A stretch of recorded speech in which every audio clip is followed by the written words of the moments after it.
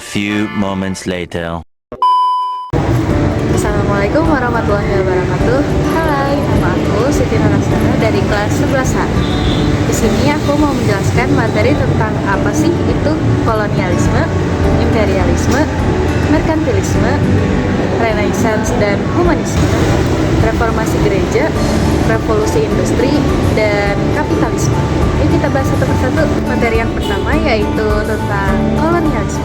Kolonialisme berasal dari dua kata, yaitu koloni yang artinya wilayah kekuasaan dan isme artinya paham. Sedangkan menurut istilah, kolonialisme adalah suatu sistem di mana suatu negara dapat menguasai rakyat dan sumber daya negara lain tetapi tetap berhubungan dengan negara tersebut. Kolonialisme dibagi menjadi tiga. Ada koloni penduduk, koloni eksploitasi, dan kolonialisme deportasi. Yang pertama ada koloni penduduk.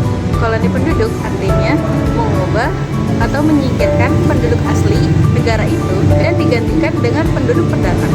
Yang kedua ada koloni eksploitasi. Koloni eksploitasi artinya penguasaan wilayah untuk dikuras habis sumber daya alamnya.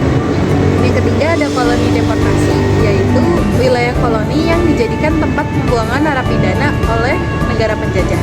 Selanjutnya ada materi imperialisme.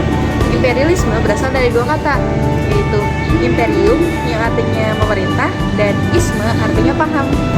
Sedangkan menurut istilah, imperialisme adalah sebuah kebijakan di mana suatu negara dapat memegang kendali negara tersebut agar bisa dipelihara untuk dapat berkembang lebih baik. Imperialisme dibagi menjadi dua, yaitu yang pertama imperialisme kuno dan yang kedua imperialisme modern. Imperialisme kuno yaitu suatu sistem yang terjadi sebelum peristiwa revolusi industri.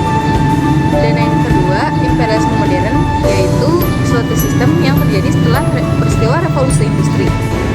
Materi ketiga yaitu tentang merkantilisme. Merkantilisme adalah suatu sistem politik ekonomi untuk meningkatkan kekayaan keuangan suatu bangsa oleh pemerintahnya. Tujuannya untuk mengumpulkan cadangan emas, memperoleh monopoli perdagangan luar negeri, dan mengembangkan pertanian dan industri. Lalu ada renaissance dan humanisme.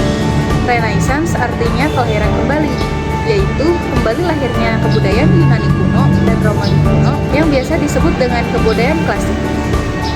Berawal pada tahun 1300 Masehi sampai 1600 Masehi, selama 3 abad lamanya.